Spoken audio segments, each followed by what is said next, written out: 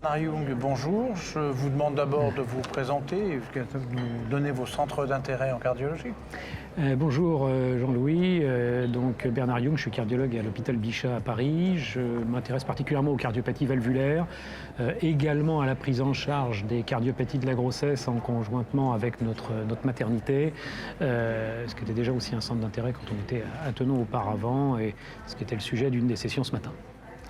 Dans cette session, vous avez plus particulièrement parlé donc des valvulopathies et de la grossesse. Et on peut déjà se poser la question, est-ce que c'est un problème fréquent? Vous avez sûrement une vue un peu biaisée, mais est-ce que c'est un problème fréquent quand même? Est-ce qu'on peut Alors, dans l'absolu, c'est pas un problème fréquent. On n'y est pas très souvent confronté, mais c'est important d'en parler parce que justement... il faut savoir ce qu'il faut faire exactement. au bon moment. Ouais. Et je pense que ces pathologies, l'intérêt pour ces pathologies était souligné par le fait que la salle était pleine ce matin.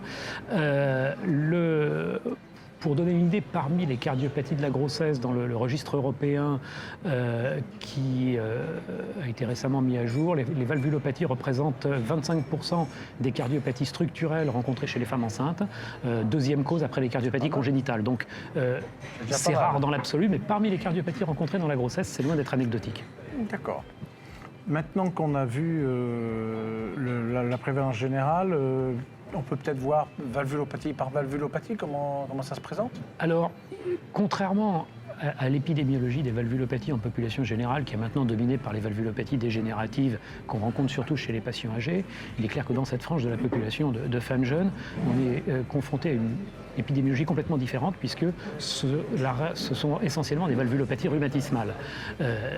Dont l'incidence a considérablement diminué dans les pays occidentaux, ça, il n'y a pas de problème, mais dont la prévalence a aussi diminué, mais n'est pas nulle, ne serait-ce qu'en raison des mouvements migratoires, où on est confronté à des femmes jeunes qui viennent de pays d'endémie rhumatismale, avec potentiellement des valvulopathies rhumatismales, parfois diagnostiquées, non prises en charge, parfois même non diagnostiquées, ce qui est le cas en particulier du rétrécissement mitral, parce que c'est une valvulopathie qui est devenue rare en France métropolitaine, vis-à-vis de laquelle la vigilance a peut-être un peu diminué, dont le diagnostic est difficile parce que l'auscultation est difficile et qu'on n'en voit plus beaucoup.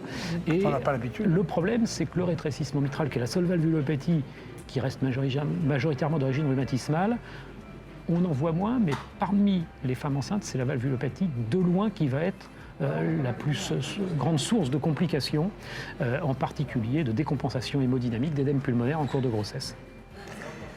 Et donc, si on regarde maintenant sur le plan des thérapeutiques, est-ce que finalement on peut dire que les thérapeutiques sont grossièrement calquées, bien entendu, sur les thérapeutiques des femmes, des patients non femmes enceintes?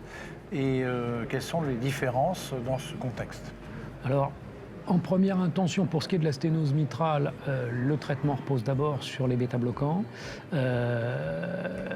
qui doivent être vraiment utilisés précocement dès que la tolérance se dégrade. Ça ne va pas changer le rétrécissement mitral, mais ça va permettre de ralentir le cœur, d'allonger la diastole. Et souvent, il y a un effet assez spectaculaire sur les pressions de remplissage, sur le gradient et sur les pressions pulmonaires.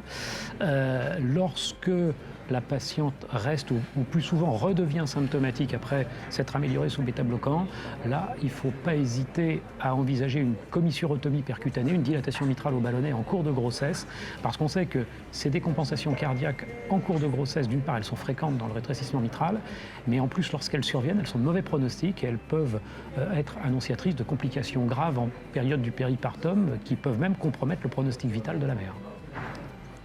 Est-ce qu'il y a des indications en début de grossesse ou en anticipant la possibilité d'une grossesse qui sont vraiment liées à l'état de la valvulopathie? Alors, qu'on ne ferait pas sinon s'il n'y avait pas la perspective absolument. d'une grossesse. Et l'idéal, bien sûr, comme toujours, c'est d'être préventif et c'est en anticipation, c'est-à-dire d'évaluer la valvulopathie avant la grossesse. Et dans le cas du rétrécissement mitral, un rétrécissement mitral serré chez une femme jeune est une indication reconnue de commissurotomie percutanée, même chez une patiente asymptomatique, alors qu'en général, on ne fait pas de dilatation mitrale en l'absence de symptômes. Mais là on sait que le risque d'aggravation est tel que ça justifie de traiter auparavant. On peut faire des commissurotomies percutanées en cours de grossesse. Ce sont quand même des procédures qui sont assez complexes, qui doivent vraiment être faites par des équipes entraînées et qui comportent quand même certains risques. C'est beaucoup plus confortable de le faire en électif avant la grossesse. Est-ce qu'on a des problèmes particuliers, je connais la réponse, avec les traitements anticoagulants? Alors, les traitements anticoagulants posent assez peu de problèmes sur les valvulopathies natives parce que les complications thromboemboliques sont rares, même dans le rétrécissement mitral, qui pourtant est un grand pourvoyeur de complications thromboemboliques. Chez les femmes jeunes, c'est assez rare qu'il y ait des accidents thromboemboliques. Schématiquement, les indications d'anticoagulation sont les mêmes qu'en population générale pour le rétrécissement mitral, c'est-à-dire la fibrillation atriale et les épisodes thromboemboliques essentiellement. Il est vraiment très rare que ces femmes jeunes soient en fibrillation atriale. Si ça survient, dans ces cas-là, on les anticoagulera par des héparines de bas poids moléculaire pour éviter les antivitamines K. C'est un petit peu plus complexe, mais c'est beaucoup moins complexe que la gestion des anticoagulants auxquels on peut être confronté dans d'autres situations, comme les prothèses mécaniques. Alors, les prothèses mécaniques, parlons-en. Question en dehors du traitement anticoagulant, il y a des conditions particulières de surveillance Les prothèses mécaniques sur le plan hémodynamique, contrairement aux valvulopathies natives, vont être bien tolérées puisque la valve a été remplacée, la performance hémodynamique est bonne, il faut les surveiller pendant la grossesse, mais c'est vraiment pas le problème. Le problème, c'est lorsque la patiente a une prothèse mécanique, elle nécessite un traitement anticoagulant et tout le problème est celui des modalités du traitement anticoagulant et de toute façon du risque thrombotique. Les antivitamines K étant tératogènes, surtout au premier trimestre, pendant longtemps l'attitude privilégiée a été de faire un relais héparinique, au moins au premier trimestre. On en est un peu revenu parce qu'on sait que le traitement héparinique, même bien conduit, même bien surveillé, est associé à un taux de complications thromboemboliques important, quantitativement franchement augmenté par rapport à ce qu'on voit en population générale, et également qualitativement différent parce que les principales complications thromboemboliques qu'on voit sont des thromboses obstructives de prothèse, dont on connaît la gravité et la mauvaise tolérance, et qui sont responsables d'une mortalité maternelle non négligeable. Donc il faut vraiment avoir en tête qu'une grossesse chez une femme qui a une prothèse mécanique, qui souvent va très bien, est une grossesse à haut, voire très haut risque. Et ça, il faut être vraiment très vigilant. Il faut que cette grossesse soit prise en charge dans des équipes spécialisées.